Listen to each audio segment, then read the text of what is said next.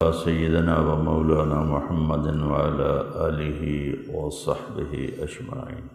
أما بعد، فقال النبي صلى الله تعالى عليه وسلم: الناس كالمعادن كمعادن الذهب والفضة، خيارهم في الجاهلية خيارهم في الإسلام إذا فقهوا.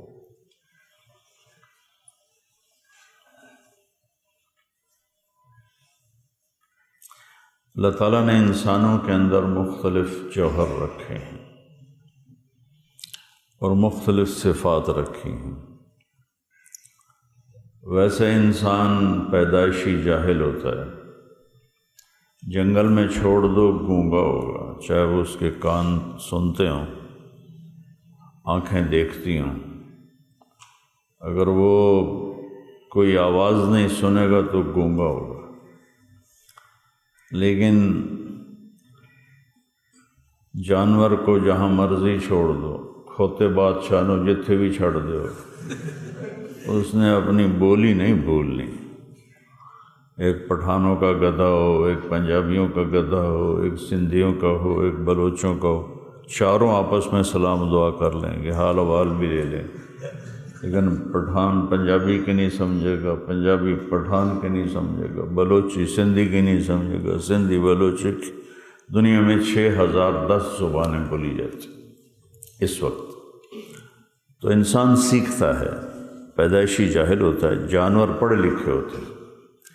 ہر جانور، ہر پرندہ اپنی زبان جانتا ہے، مجھے کس لہجے میں بولنا ہے. کوئل کو اتنا خوبصورت نغمہ کون سکھاتا؟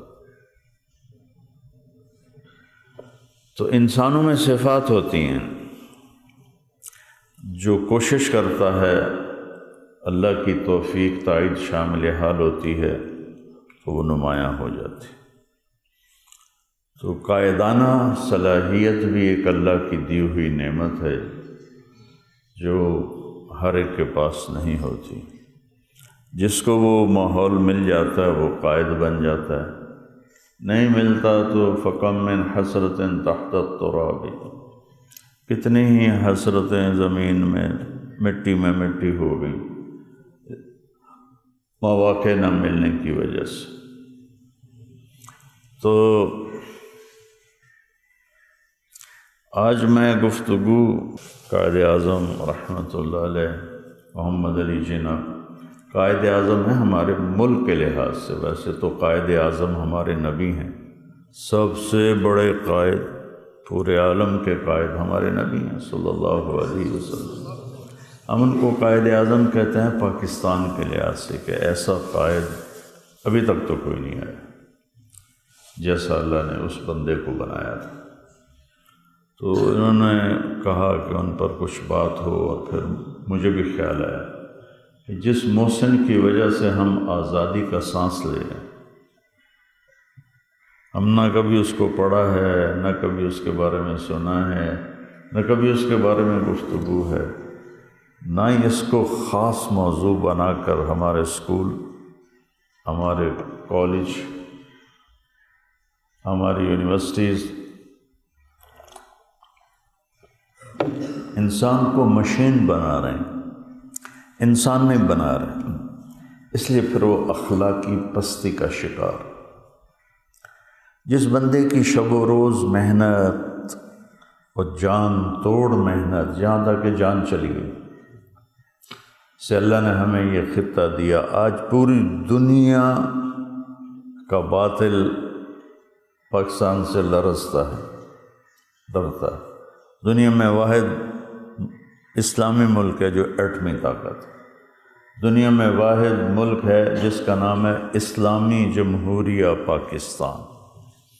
اب طالبان نے کیا الحکومت الافغانیت الاسلامیہ ایسا کر کے کوئی نام جوڑا ہے، میں نے میری نظروں سے گزرا تھا. ورنہ پہلے دن دنیا میں جب نقشہ، کچھ لوگ ہوتے ہیں جو تاریخ بدلتے ہیں، بے شمار، بہت کم لوگ ہیں جو جغرافیہ بدل دیتے ہیں. محمد علی جناح رحمۃ اللہ علیہ وہ شخصیت تھے جنہوں نے جغرافیہ بدلا، تاریخ بدلی. جغرافیہ بدلنے والے بڑے تھوڑے لوگ ہوتے ہیں۔ تو ہمیں یہ ملک ملا، اس کا تو نام و نشان ہی کوئی نہیں تھا۔ یہ تو صوبہ پنجاب تھا انڈیا کا۔ تو یہ پوری دنیا میں کوئی ملک اسلامی بنیاد پہ نہیں بنا سوائے پاکستان کے۔ آج کے دور کی بات کر رہا ہوں، یا پیچھے مدینہ منورہ کی ریاست بنی، اسلام کی بنیاد پہ ہجرت کر کے لوگ گئے اور ایک ریاست وجود میں آئی، یا پھر پاکستان اور مدینے میں مطابقت تھوڑی سی بتاؤں۔ پاک ستان زمین، مدینہ زمین، طیبہ پاکیزہ، مدینہ طیبہ پاک، یہ دو لفظ ہیں، پاکستان، پاک ستان فارسی کا لفظ ہے۔ پاک مطلب پاکیزہ، صاف ستھرا، اور ستان زمین کے ٹکڑے کو کہتے ہیں۔ تو اب اس کو اگر ہم جوڑیں ادھر، تو ادھر طیبہ بعد میں ہے اور زمین کا ٹکڑا پہلے ہے، مدینہ طیبہ۔ تو یہ ایک مناسبت ہے۔ ابھی میں بات شروع کی تو میرے ذہن میں آیا کہ اس کا نام اللہ نے کیسا رکھوایا۔ اور مدینہ کی طرف بھی ہجرت ہوئی، لوگ گھر چھوڑ چھوڑ کے گئے، ادھر بھی ہجرت ہوئی، کوئی 3 کروڑ کے قریب لوگوں نے ہجرت کی اس ملک پاکستان کی طرف۔ تو مدینہ کی طرف اس وقت آبادیاں کم تھیں، تو مکہ سے ہجرت کر کے لوگ آ رہے ہیں، قبیلہ دوس کے لوگ آ رہے ہیں، فلاں جگہ سے لوگ آ رہے ہیں۔ تو ایک مناسبت اللہ تعالیٰ نے یہ بھی بنائی ہے۔ اور اگرچہ ہم اخلاقی پستی کا شکار ہیں، لیکن اس کے باوجود پوری دنیا پر اللہ نے اس پاکستان کا روپ قائم کیا ہے، اور اس کا اجر جاتا ہے اس شخصیت کو جس کو محمد علی جناح کہتے ہیں۔ اس بندے نے تاریخ کے ساتھ جغرافیہ بھی تبدیل کر دیا۔ میں انڈیا گیا ہوں 2 دفعہ۔ آپ لوگ جس آزادی سے سانس لے رہے ہیں، ساری برائیوں کے باوجود، وہ وہاں والوں کو نصیب نہیں ہے۔ اور اتنے تھوڑے وسائل میں ایٹمی طاقت اللہ نے اس ملک کو بنایا۔ کوئی خوبی تو دیکھی، اتنا بڑا تبلیغ کا کام پوری دنیا میں کہیں نہیں ہو رہا، کوئی خوبی تو دیکھی۔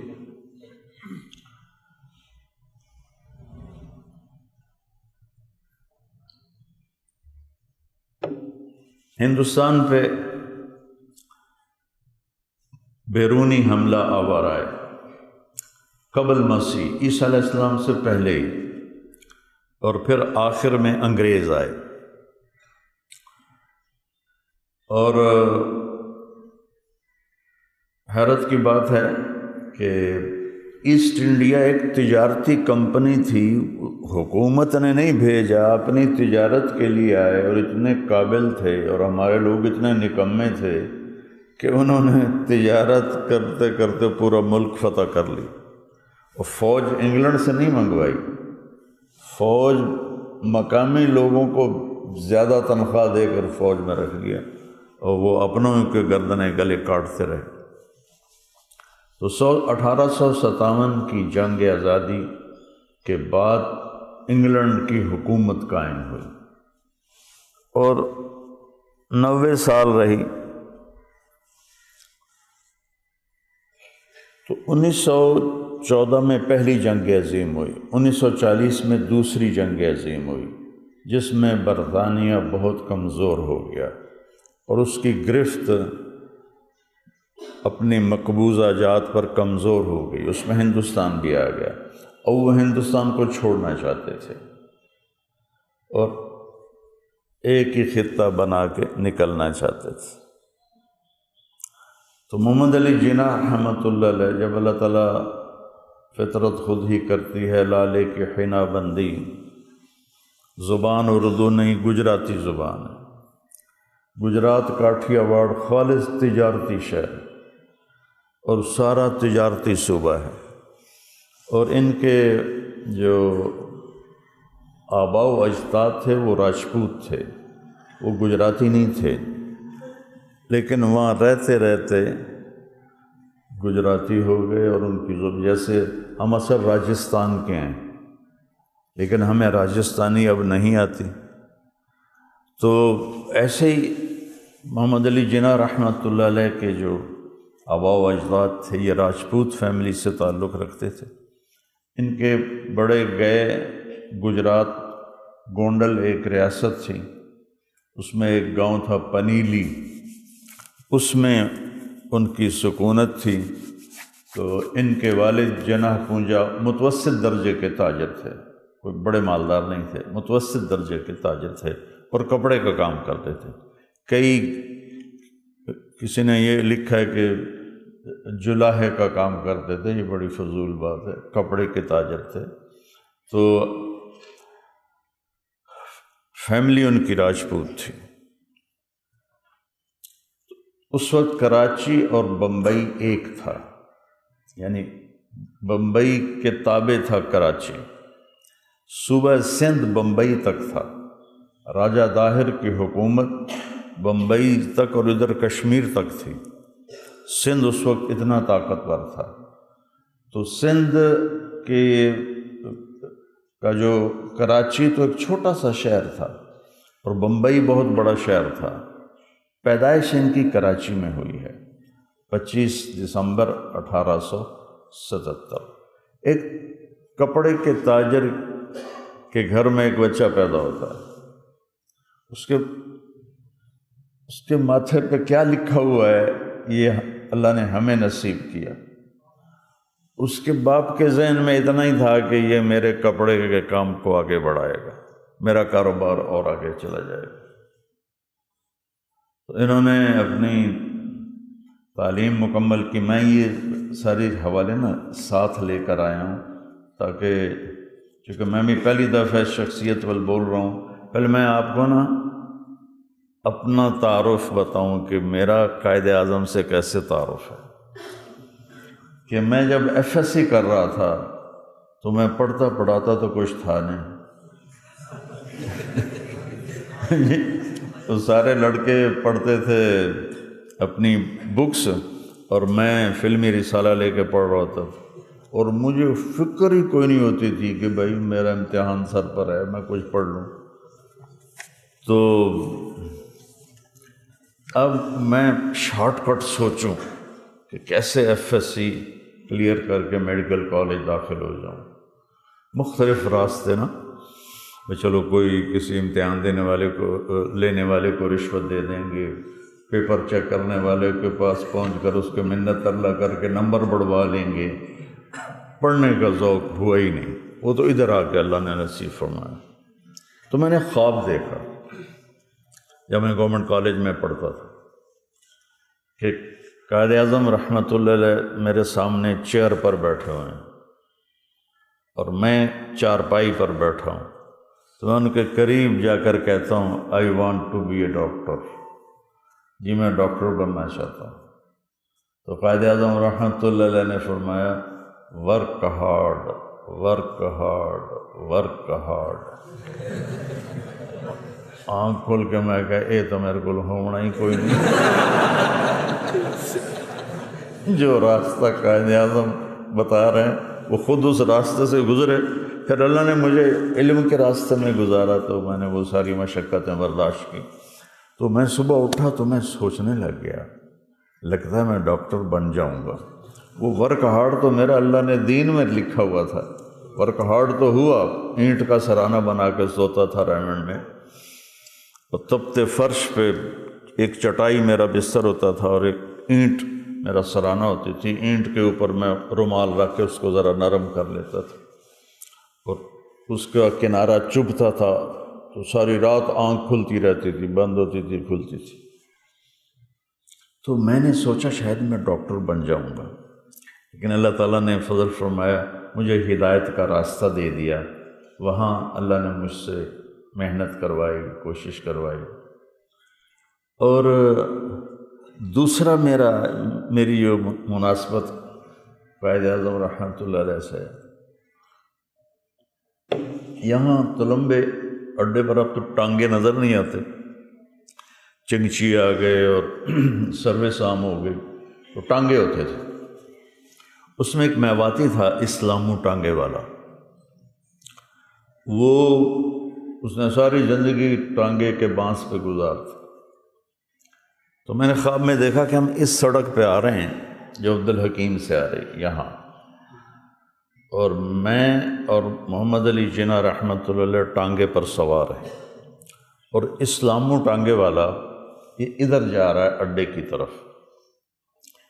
تو جناح رحمۃ اللہ علیہ کو گالیاں نکال رہا ہے کہ پاکستان بنایا، اتنے لوگ ذبح کرا دیے، اتنے لوگ برباد کرا دیے، اپنے حکومت کے چکر میں پاکستان بنایا، اس قسم کی باتیں چل رہی تھیں۔ اور یہ باتیں لوگ بھی کرتے تھے، ایک طبقہ ایسا تھا جو یہ بات بھی کرتا تھا۔ تو قائد اعظم کہنے لگے میرے پیارے، میں نے تو پاکستان مسلمانوں کے لیے بنایا تھا، اپنے لیے تو نہیں بنایا۔ تو اتنے میں اس نے گھوڑے کو موڑا ہماری سڑک کی طرف جو ہمارے گاؤں کو جاتی ہے، لیکن جناح رحمۃ اللہ علیہ غمگین ہو کر گھوڑے ٹانگے سے اتر گئے۔ تو میں بھی ان کے ساتھ اتر گیا، تو ان کا منہ ادھر ہے میرے گاؤں کی طرف، میرا منہ تلمبے کی طرف۔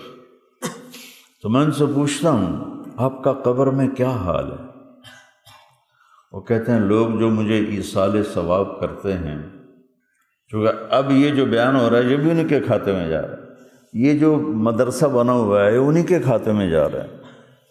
پاکستان میں جو بھی کوئی ذرہ خیر ہو یا پہاڑ ہو خیر کا، تو اس کے جا کر سارے سلسلے اس شخص کی قبر پر اترتے ہیں رحمت بن کر، انہی کو اس کا اجر مل رہا ہے۔ وہ کہنے لگے میں نا بیٹا قبر میں بڑے آرام سے ہوں کہ لوگ مجھے اس ایصال ثواب کرتے ہیں تو میرے درجے بڑھتے رہتے ہیں۔ تو اس وقت میں پڑھتا تھا رائمنڈ میں، یہ بیٹا 1978 کا خواب ہے، آپ میں سے پیدا ہی نہیں ہوئے ہوں گے، 1978 کا خواب ہے یہ۔ اس وقت رائمنڈ میں میری حالت یہ تھی، اینٹ کا سرانہ اور چٹائی کا بستر، خواب میں نے یہ دیکھا۔ تو میں نے مولانا جمشید صاحب رحمۃ اللہ علیہ کو، مشکوٰۃ شریف میں پڑھ رہا تھا، تو میں نے مولانا جمشید صاحب رحمۃ اللہ علیہ کو یہ خواب سنایا۔ تو وہ فرمانے لگے اللہ دنیا کے بڑے لوگوں میں تم سے دین کا کام لے گا، دنیا کے بڑے لوگوں میں تم سے دین کا کام لے گا۔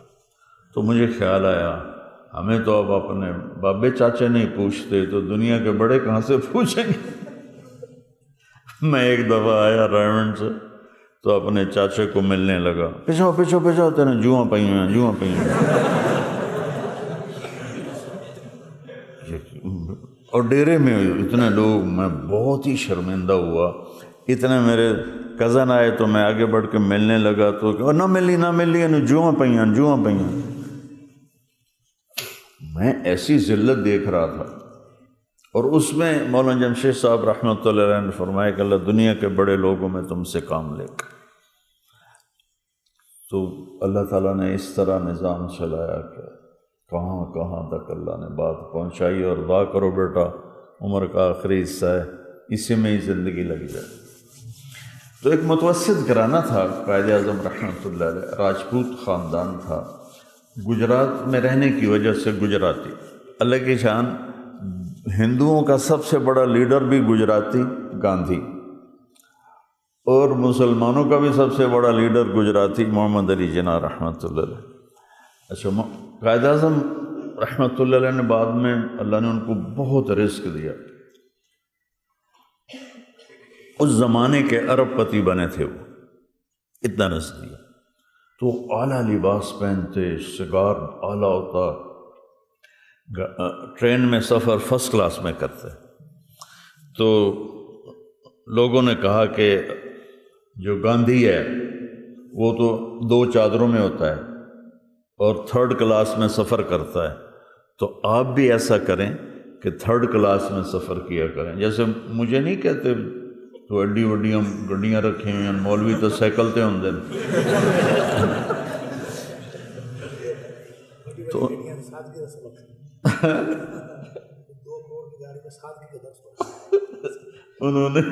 انہوں نے فرمایا کہ یہ جو میں خرچ کرتا ہوں یہ میرے اللہ نے مجھے حلال کمائی سے دیا ہے، میں نے قوم کا پیسہ نہ کھایا ہے نہ کھانے دوں گا تو جب اللہ مجھے سہولت دیتا ہے تو میں مشقت میں کیوں جاؤں؟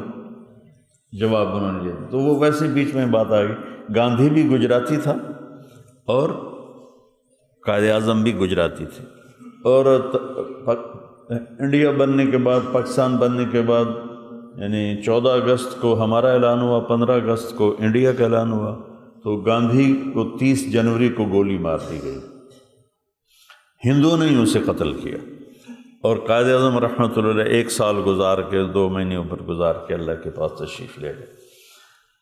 تو ابتدائی تعلیم کراچی میں پیدا ہوئے، وہیں تعلیم حاصل کرنی شروع کی۔ پھر جب انہوں نے وہ کر لیا نا میٹرک، تو پھر 1892 میں اعلیٰ تعلیم کے لیے انگلینڈ گئے۔ اس وقت انگلینڈ کی گندگی لاہور سے زیادہ ہوتی تھی۔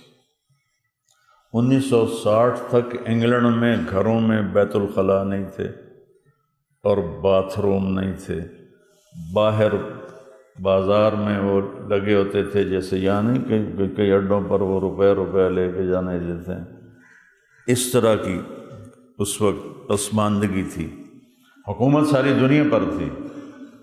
تو وہاں انہوں نے لاء میں بہت اعلیٰ درجے کا مقام حاصل کیا، تعلیم حاصل کر کے واپس آئے اور بمبئی میں آ کے وکالت شروع کر دی۔ وکالت میں راست گوئی، سچائی، سیاسی زندگی کا آغاز ان کا 1906 سے ہوتا ہے۔ 1906 میں یہ پرائیویٹ سیکرٹری کی حیثیت سے کانگریس کے اجلاس میں انہوں نے شرکت فرمائی 1906 میں، اور 1909 میں امپیریل کونسل میں بمبئی کے مسلمانوں کی طرف سے رکن منتخب ہوئے اور کچھ عرصہ کانگریس میں رہے، چونکہ مسلم لیگ کا اس وقت وجود نہیں تھا۔ تو ادھر انگریز کمزور ہوا اور اس نے ملک چھوڑنے کا ارادہ کیا۔ تو 1930 میں جب کہ ابھی انگریز فل فلیج طاقت پر تھا، تو علامہ اقبال رحمۃ اللہ تعالی علیہ نے الہ آباد کے شہر میں ایک بیان میں کہا کہ مسلمانوں کے لیے ایک الگ ملک ہونا چاہیے۔ تو اس سے 2 نظریے وجود میں آ گئے، ایک یہ کہ اکٹھے رہنا ہے، جدا نہیں ہونا، دوسرا یہ کہ الگ اپنا خطہ چاہنا ہے۔ اور یہ بھی جو پچھلے دنوں سکھوں کا احتجاج چل رہا تھا، تو ایک سکھ کہہ رہا تھا کہ ہمیں محمد علی، جب پاکستان بننے لگا تو محمد علی جناح صاحب نے تارا سنگھ کو بلایا۔ تارا سنگھ اس وقت سکھوں کا بڑا لیڈر تھا، کہا خالصتان لے لو، سکھی رہ جاؤ گے۔ تو وہ تیار ہو گیا، تو نہرو کو ملنے گیا تو نہرو پاؤں میں بیٹھ گیا، کٹھے زندگی گزاریں گے، کیوں الگ ہوتے ہو؟ تو وہ تارا سنگھ کو گالی دے کر کہنے لگا، وہ جھولی چ بہ کے تے انہوں لگا جویں اسی بڑے بڑے مالدار بن گئے ہیں، اج اسی روندے پھرنے ہیں۔ تو 2 ذہن بن گئے، ایک یہ کہ ایک الگ خطہ ہونا چاہیے، ایک یہ کہ ہم اکٹھے ٹھیک ہیں۔ تو قائد اعظم رحمۃ اللہ علیہ کانگریس میں شریک ہو گئے۔ یہ 1914 میں کانگریس کے وفد کے ساتھ لندن گئے، 1916 میں پھر انہوں نے لکھنؤ میں کانگریس کے اجلاس کی صدارت کی۔ 1919 میں پھر انہوں نے مسلم لیگ کانگریس چھوڑ دی کہ مسلمانوں کے مفاد پر ضد دیکھی تو کانگریس چھوڑ دی۔ 1929 میں غازی علم الدین شہید رحمۃ اللہ علیہ، جنہوں نے رام پال کو قتل کیا تھا، جس نے کتاب لکھی تھی ہمارے نبی کے رنگیلا رسول کے نام سے، تو اس کا مقدمہ لڑا، اسے پھانسی کی سزا ہوئی تھی اور اس کے مقدمے کی وکالت انہوں نے کی تھی بغیر پیسے کے۔ یہ ان کی جو اس وقت فیس تھی وہ 1500 روپے ایک دن کی تھی، یہ بہت بھاری فیس تھی، 1500 روپے ایک دن۔ مقدمہ آدھے میں ختم ہو جاتا تو فیس واپس کر دیتے۔ آج کے وکیلوں کو قائد اعظم کی زندگی پڑھنی چاہیے کہ یہ مقدمہ لمبا کرنے کے طریقے جانتے ہیں کہ فیس زیادہ دیر آتی ہے۔ جیسے طاہر میاں کہنے لگا کہ میں مریضوں کو اچھی طرح ایجوکیٹ کر دیتا ہوں، تو میرے ساتھی کہتے ہیں تو ہماری فیسیں مارتا ہے، اتنا ان کو بتا دیتا ہے کہ وہ دوبارہ آتے ہی نہیں، تو دوبارہ آنے کی فیس رہ جاتی تھا۔ محمد علی جناح رحمۃ اللہ علیہ جہاں کیس ادھورا رہ گیا، کیس ہار گئے، تو وہ کیس کو لنگر آن نہیں کرتے تھے، آگے نہیں بڑھاتے تھے، سچائی، دیانتداری۔ تو 1910 میں مسلم لیگ کی بنیاد رکھی گئی کلکتہ میں نواب سلیم اللہ صاحب کے محل پر۔ یہ کشمیری خاندان تھا اور وہاں جا کے تاجر بنے، تجارت کی وجہ سے بہت مالدار بن گئے، تو انگریزوں نے ان کو نواب کا ٹائٹل دیا۔ ان کے محل میں 1910 میں مسلم لیگ کی بنیاد رکھی گئی، لیکن قائد اعظم رحمۃ اللہ علیہ اس وقت اس میں شریک نہیں ہوا۔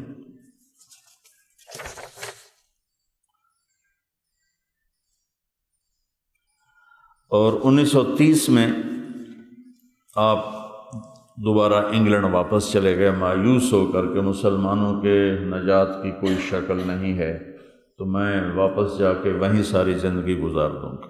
یہ 1930 کی بات ہے۔ تو 1935 میں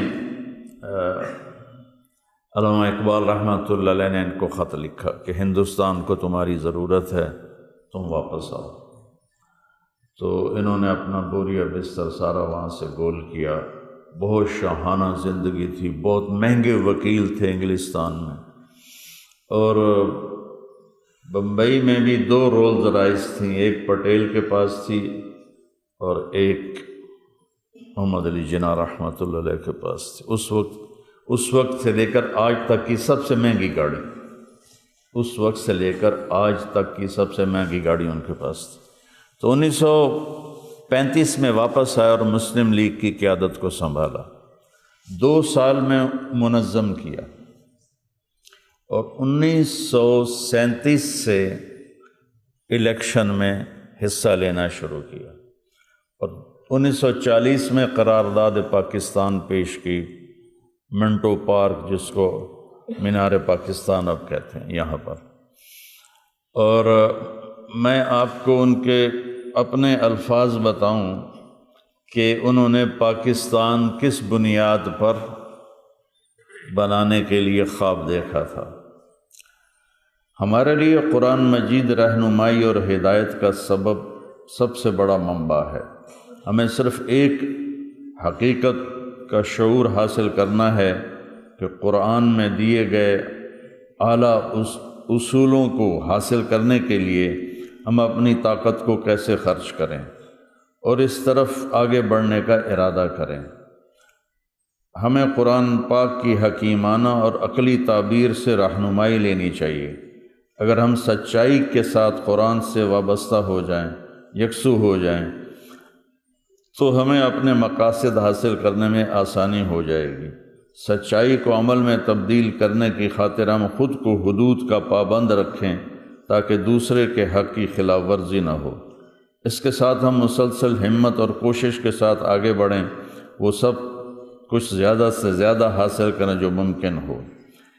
پاکستان کا آئین اسلام کے اصولوں کی روشنی میں تیار کیا جائے گا۔ اسلام کے اصول آج بھی اسی طرح قابل عمل ہیں جس طرح 1300 سال قبل تھے۔ اسلام اور اسلام کے عالی تصورات نے ہمیں جمہوریت کا سبق دیا ہے۔ اسلام برابری، انصاف اور ہر ایک کو مساوی مواقع دینے کی تعلیم دیتا ہے۔ لا فضل لعربی علی عجمی ولا لعجمی علی عربی الا بالتقوی۔ اس جملے کی یہ تعبیر آ رہی ہے، یہ ہمارے نبی کے آخری خطبہ، آخری حج کا جملہ ہے جو میں نے آپ کو بتایا ہے۔ تو آپ نے فرمایا کہ اسلام برابری، انصاف اور ہر ایک کو مساوی حقوق دینے کی تعلیم دیتا ہے، چنانچہ برابری، آزادی اور دینداری کے لیے نہایت اعلیٰ معیار سے کسی کو خوف زدہ نہیں ہونا چاہیے، اس بات سے کہ ہر ایک کو انصاف اور عمل کے مساوی مواقع حاصل ہوں گے۔ آؤ مل کر پاکستان تیار کریں، ہم دنیا کو بتائیں کہ ہم اس کام کی صلاحیت رکھتے ہیں۔ ہمارے پیغمبر علیہ السلام عظیم استاد تھے، عظیم قانون ساز تھے، امور ریاست کو چلانے والی عظیم شخصیت اور دنیا کے حکمرانوں میں ممتاز تر تھے۔ اس میں کوئی شک نہیں کہ جب ہم اسلام کا ذکر کرتے ہیں تو بہت سے لوگ اس کو صحیح سمجھ نہیں پاتے۔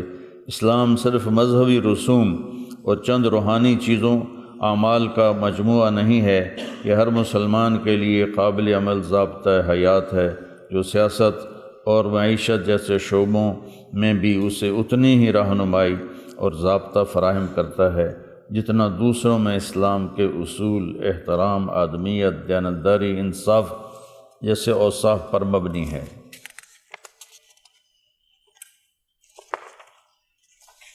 خدائے واحد پر ایمان اسلام کے اساسی اصولوں میں ہے۔ اسلام میں انسان اور انسان کے درمیان کوئی تمیز روا نہیں رکھی جاتی۔ اس بنیاد پر اس بندے نے اسلام کی بنیاد اٹھائی۔ ان کے جو خاندان تھا وہ اسماعیلی شیعہ تھے، جو پیچھے سے خاندان چلا آ رہا تھا وہ اسماعیلی شیعہ تھے۔ ان سے پوچھا گیا کہ آپ کا مسلک کیا ہے؟ تو آپ نے فرمایا کہ میرے نبی کا مذہب کیا تھا، میرے نبی کا مسلک کیا تھا؟ ان کا جی اسلام کا، بس میرا بھی اسلام ہے، میرا بھی اسلام ہے۔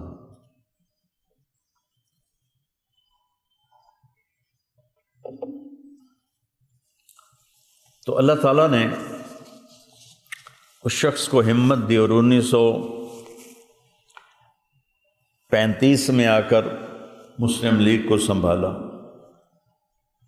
اور ہمارے علماء دیوبند دو دھڑوں میں تقسیم ہو گئے۔ مولانا حسین احمد مدنی صاحب رحمۃ اللہ علیہ اور حضرت شیخ الحدیث رحمۃ اللہ علیہ، مولانا عبدالقادر رائے پوری رحمۃ اللہ علیہ، مولانا اعزاز علی رحمۃ اللہ علیہ، قاری طیب صاحب رحمۃ اللہ علیہ۔ یہ نہیں، قاری طیب نہیں، یہ باقی جو میں نے نام لیے ہیں۔ علماء دیوبند کی اکثریت یہ چاہتے تھے کہ ملک تقسیم نہ ہو، ان کی رائے میں بھی دیانت تھی، وہ کوئی اسلام دشمن نہیں تھے، وہ چاہتے تھے ملک تقسیم نہ ہو، بہت قتل و غارت ہوگا، وہ اس کو دیکھ رہے تھے۔ اس لحاظ سے وہ کہتے تھے کہ صدیوں سے گھر آباد چھوڑ کے جانا مشکل ہے اور دنگا فساد ہوگا، اور ہوا۔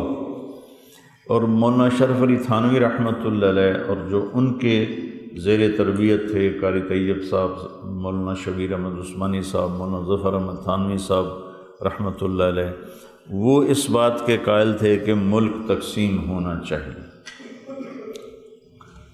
تو حضرت تھانوی کا ایک خط بھی ہے جو انہوں نے مسلم لیگ کو لکھا کہ صلح میں چونکہ مسلمانوں کے امور دین کی حفاظت نہایت اہم اور ضروری ہے، اس لیے شرع میں آپ اپنی رائے کو دخل نہ دیں بلکہ علماء محققین سے پوچھ کر عمل فرمائیں۔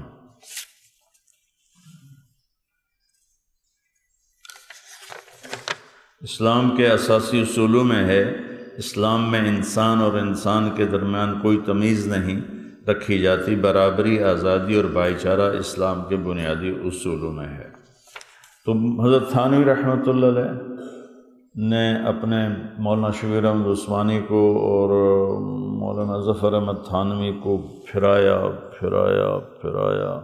مسلم لیگ کو تو کوئی ووٹ ہی نہیں دیتا تھا، لیکن جان توڑ محنت سے اللہ تعالیٰ نے مسلم لیگ کو ایک بھاری اکثریت کے ساتھ کامیاب کیا، اور اس کے پیچھے قائد اعظم رحمۃ اللہ علیہ کی دن رات کی محنت تھی.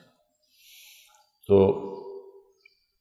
14 اگست 27 رمضان شب جمعہ اللہ تعالیٰ نے اعلان کروایا ایک ملک دنیا میں وجود میں آ گیا ہے، اور اس کے پہلے گورنر جنرل بنے محمد علی جناح رحمۃ اللہ علیہ. ٹی بی ہو گئی تھی، چھپائے ہوئے تھے کہ کسی کو پتہ نہ چلے میں بیمار ہوں، کہ شاید آزادی میں کوئی ہمیں مشکل پیش آئے. تو اللہ تعالیٰ نے کے درجے بلند فرمایا، اپنے ٹی بی کو چھپاتے چھپاتے پھیپھڑے ہی ختم ہو گئے. تو کراچی میں تھے تو پھر ان کو زیارت بھیجا گیا کہ وہاں ذرا پرفضا مقام ہے، وہاں صحت اچھی رہے گی، لیکن وہاں جا کے اور بگڑ گئی. پھر ان کو واپس لایا گیا تو ان کی بہن کہتی ہیں کہ آخری الفاظ ان کے تھے لا الہ الا اللہ محمد رسول اللہ، اور ایسے ان کی گردن جیسے ٹوٹتے ہیں، ایسے جو ہو ہڈیوں کا ڈھانچہ تھا. اور وصیت فرمائی میرا جنازہ مولانا شبیر احمد عثمانی پڑھائیں. مولانا شبیر احمد عثمانی صاحب سے کہا گیا کہ قائد اعظم تو آزاد خیال تھے، آپ نے ان کا جنازہ کیوں پڑھایا؟ تو انہوں نے فرمایا کہ میں نے خواب میں دیکھا اللہ کے نبی کے پاس کھڑے ہیں جناب، اور آپ فرما رہے ہیں یہ میرا مجاہد ہے. اللہ کے نبی فرما رہے ہیں یہ میرا مجاہد ہے. تو بے شک اس قدر انہوں نے امت پہ احسان کیا کہ آج پوری دنیا کا باطل پاکستان سے خوف کھاتا ہے. بن گوریان تھا یہودی وزیر اعظم، یہ اس وقت کی بات ہے جب سن 67 میں انہوں نے سارے عربوں کو ایسے گاجر مولی کی طرح کاٹ کے پھینک دیا اور فلسطین پہ قبضہ کر لیا، بیت المقدس پہ قبضہ کر لیا. تو بہت بری شکست ہوئی. تو اس وقت اس نے لندن میں ایک کانفرنس میں کہا تھا کہ ہمیں ان ملکوں سے کوئی خطرہ نہیں ہے، صرف ایک ملک ہے جس سے ہمیں خطرہ ہے اور وہ ہے پاکستان، اس کے علاوہ ہمیں کسی ملک سے کوئی خطرہ نہیں. تو اللہ تعالیٰ نے تو مولانا شبیر احمد عثمانی نے فرمایا کہ میں نے دیکھا اللہ کے نبی کے پاس کھڑے ہیں جناح اور کہہ رہے ہیں اللہ کے نبی کی یہ میرا مجاہد ہے. تو ان کی صفات کو میں کوئی زیادہ ان کا میرا مطالعہ نہیں ہے، بڑی مشکل سے میں نے اکٹھی کروائیں چند دوستوں سے، ایک مولوی صاحب سے. تو یہ نظر آتا ہے کہ وہ شخص انتہائی اعلیٰ درجے کے مسلمان تھے، سچائی کے دلدادہ تھے، وقت کے پابند تھے. ایک دفعہ ایک وہ تھا جلسہ، تو اس میں آنا تھا لیاقت علی خان نے بھی اور دوسرے افسروں نے بھی. تو ٹائم کا جو ٹائم مقرر کیا تھا نا، محمد علی جناح اس پر پہنچ گئے. لیاقت علی خان نہیں آئے، باقی افسران نہیں آئے. تو جتنے لوگ بیٹھے تھے کہا بس آپ بیٹھے تھے، باقی کرسیاں اٹھوا دیں. تو جب لیاقت علی خان آئے تو کرسی کوئی نہیں تھی بیٹھنے کے لیے، ان کو جرأت نہیں ہوئی کسی کو کہیں کہ تو اٹھ جا اور میں بیٹھ جاؤں. جب جلسہ ختم ہوا تو پھر ان سے کہا ٹائم کی پابندی کیا کرو. اگر قائد اعظم آج دیکھ لیتے جو ٹائم کی پابندی امت کر رہی ہے، تو وہ تو فوت سے بھی آگے کوئی فوت ہو جاتا ہے.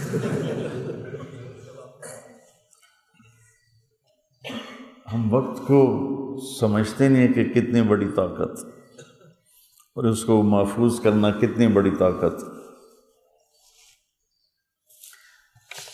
فرمایا کہ ہم جس اہم جد و جہد میں مبتلا ہیں وہ صرف مادی دنیا کے لیے نہیں بلکہ یہ جد و جہد فی الحقیقت مسلم قوم کی روح کی بقا کے لیے ہے۔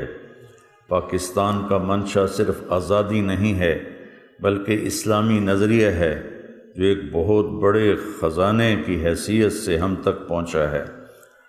قرآن مسلمانوں کا ضابطہ حیات ہے، مذہب، معاشرت، عدالت، معیشت، غرضے کہ ہماری مذہبی رسومات سے لے کر روز مرہ کے معاملات تک ہر چیز پر اس کی عمل داری ہے۔ مسلمان پاکستان کا مطالبہ اس لیے کر رہے ہیں کہ وہ اپنے ضابطہ حیات، اپنی روایات اور اسلامی قوانین کے مطابق حکومت کر سکیں۔ دوبارہ سنو اس بندے کا۔ پاکستان کا مطالبہ اس لیے کر رہے ہیں مسلمان کہ وہ اپنے ضابطہ حیات، اپنی روایات اور اسلامی قوانین کے مطابق حکومت کر سکیں۔ یہ اس بندے کا خواب تھا۔ اللہ کی قدرت ہے، دو مخلص رہنما تھے، یہ محمد علی جناح رحمۃ اللہ علیہ تو بہت اعلیٰ درجے کی شخصیت تھے، اور لیاقت علی خان نواب خاندان سے تھے، کرنال کے۔ تو وہ 1 سال پورا کیا اور آخری 60 دن بیماری میں گزارے، تو گویا 10 مہینے ہی تھے تو انتقال ہو گیا۔ اور اس کے بعد ان کو بنایا گیا کہ لیاقت علی خان رحمۃ اللہ علیہ وزیر اعظم بنے 48 میں، اور 50 میں ان کو گولی مار دی۔ بچوں اپنے اس قائد کو پڑھو، میرا تو پڑھنا ہی ختم ہو گیا سر درد کی وجہ سے، لیکن ایک بہت عظیم انسان تھے۔ ہم چونکہ متعصب قسم کے دیندار ہیں، کیا ہے وہ داڑھی منڈا تھا اور کافروں جیسی شکل تھی۔ بڑا دکھ ہوتا ہے جب ہمارے خطیب ممبر پہ بیٹھ کے یہ بات کرتے ہیں، کافروں والی شکل، کافروں والا لباس۔ گویا وہ ایک تکبر کا جملہ ہے اور توہین کا جملہ ہے، کسی اہل ایمان کو کہنا کافروں والی شکل، کافروں والا۔ تو چند سو سال پہلے تو کافر بھی داڑھیاں رکھتے تھے، کہ داڑھی منڈانے کا رواج ہی نہیں تھا، صرف یہ ہندوستان میں شیو کی جاتی تھی، باقی ساری دنیا داڑھی رکھتی تھی۔ تو اللہ تعالیٰ کبھی آپ کو ممبر پہ بٹھائے تو ایسی واہیات گفتگو سے پرہیز کرنا کہ کسی مسلمان کی توہین ہو، کافروں والی شکل، کافروں والا لباس سے اپنے آپ کو بچانا ہے۔ تو آپ ضرور پڑھیں، ہم اپنے قائد کو پڑھیں کہ اس شخص کی محنت سے کس طرح، اور پھر ان کی بہن فاطمہ نے، چونکہ ان کی شادی جو ہوئی تو ایک پارسی خاندان کی عورت تھی، اس کو مسلمان کر کے شادی کی، اس سے ایک بیٹی پیدا ہوئی، اور ان کی بیگم کا انتقال ہو گیا۔ تو پھر انہوں نے دوسری شادی کی، تو ان کو خیال آیا کہ اب میں شاید یہ بیگم اس بچی کے ساتھ انصاف نہ کر سکے، تو اس کو نانکوں میں بھیج دیا۔ تو وہاں رہتے رہتے اس نے وہیں ایک پارسی سے شادی کی، تو محمد علی جناح رحمۃ اللہ علیہ موت تک اس کو نہیں ملے، مرتے دم تک نہ اس کو، وہ ملنے کی اجازت بھی مانگی تو اجازت نہیں دیتے تھے، کہ بس تو نے اپنا رستہ بدل لیا ہے۔ تو ساری زندگی اس سے نہیں ملی، اور اپنی وصیت میں اس کے لیے کچھ بھی نہیں لکھا۔ اللہ نے ان کو اس وقت ارب پتی بنایا تھا، تو اتنی غیرت والے شخصیت تھے، کافروں والی شکل، کافروں والا لباس۔ کچھ تو خیال کرو، دل ہی تو ہے نہ سنگ و خشت، درد سے بھرنا آئے کیوں۔ ایک جملہ ایسا ہوتا ہے کہ آدمی تڑپ جاتا ہے، اور ممبر پہ بیٹھنے والا یوں ہوتا ہے جیسے فری سٹائل کشتی لڑ رہا۔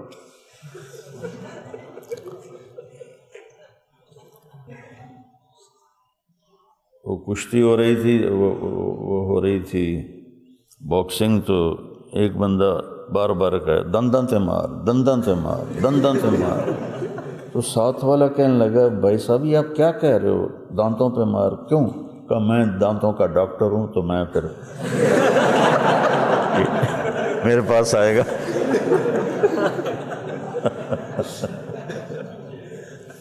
قائد اعظم ساری زندگی اپنی بیٹی سے نہیں ملے،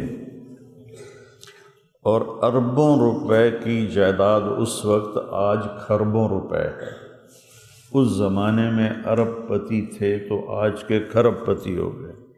تو خیراتی اداروں میں دی، حکومت پاکستان کو دی، ہندوستان میں کئی ادارے تھے ان کو دی، لیکن اپنی بیٹی کو نہیں دی کہ اس نے اسلام کا راستہ چھوڑ کر ایک غیر مسلم سے شادی کر لی۔ تو اللہ تعالیٰ ان کے درجے بلند فرمائے۔ میں تو ان کے لیے بھی ایصال ثواب کیا کرتا ہوں اللہ کے فضل سے، تو آپ بھی کیا کرو اور اپنے محسنین کو پڑھا کرو، اور کسی کی بھی حقارت دل میں نہ لاؤ، کسی کی بھی، اور خاص طور پر یہ دیوبندی بریلوی جو کشتی ہے نا، اللہ کے واسطے اس سے توبہ کرو۔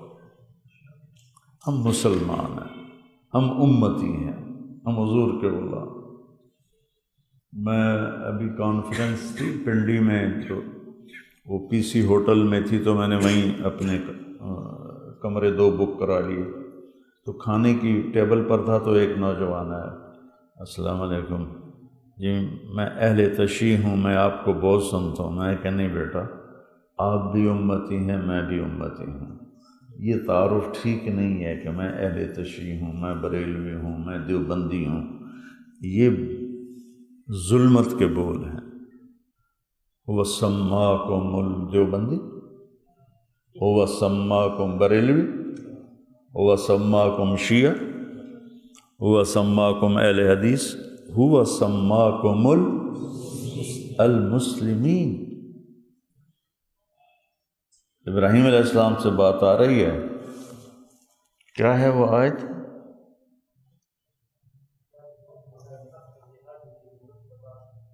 کھڑے ہو کے بتاؤ نا۔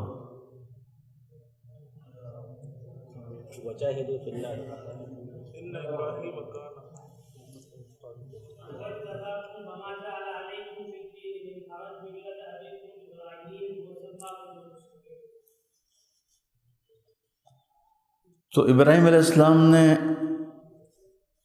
ہمیں کہا مسلمین، اور یہ ہوا کا مرجع کبھی ابراہیم علیہ السلام کی طرف، بعض مفسرین بعض اللہ کی طرف، کہ اللہ نے تمہارا نام رکھا مسلمین۔ تو اپنے آپ کو دیوبندی کہنا، بریلوی کہنا، اہل حدیث کہنا، ایسا ہی ہے جیسے میراثیوں نے پاک پروردگار نام رکھ لیا بیٹے کا۔ تو امت بن کے چلو بیٹا، ورنہ مجھے مدرسوں، میرے نزدیک مدرسے جتنے بن چکے ہیں کافی ہیں۔ پھر بھی میں مدارس بڑھائے، شاخیں بڑھائیں، کہ اس ذہن کی ایک نسل اللہ میرے ذریعے تیار کروا دے جو اپنے آپ کو مسلم سمجھیں،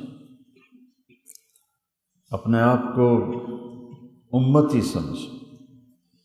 ٹھیک ہے، ہم علماء دیوبند کی تحقیق کو ترجیح دیتے ہیں کہ فقہ حنفی کی جو تشریح وہ کر رہے ہیں، ہمیں وہ زیادہ پسند ہے، زیادہ صحیح لگتی ہے، لیکن ہم ہیں مسلم، ہم دیوبندی نہیں ہیں، ہم بریلوی نہیں ہیں، ہم شیعہ نہیں ہیں، ہم اہل حدیث نہیں ہیں، ہم امتی ہیں، مسلمان۔ ٹھیک ہے، السلام علیکم۔